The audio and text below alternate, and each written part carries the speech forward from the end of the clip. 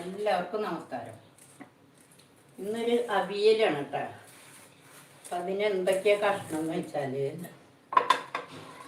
നേന്ത്രക്കായ, കൊത്തമര, ഇത് ചേമ്പിൻ്റെ താള്, ചീനച്ചേമ്പിൻ്റെ താള്, പിന്നെ ഇത് കുമ്പളങ്ങ, ക്യാരറ്റ്, ഇത് ഉണ്ണിപ്പിണ്ടി, ഇത് ചേന, മുരിങ്ങക്കായ, ഇത്ര ഐറ്റംസ്.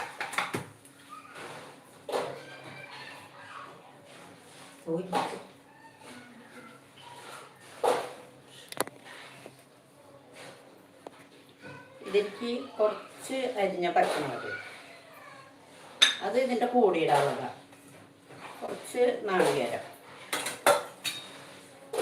പിന്നെ കുറച്ച് ചുവന്നുള്ളി, പിന്നെ ഇതിന് ജീരകം, മുളക് പൊടി ഇതൊന്നും ചേർക്കില്ല, മഞ്ഞൾപ്പൊടി ഇട്ടാൽ. അതാണ് ഞങ്ങളുടെ അവിയലിൻ്റെ പ്രത്യേകത. അപ്പം ഇതിലാദ്യം നമുക്ക് കുറച്ച് കഷ്ണങ്ങൾ വേവിക്കാം.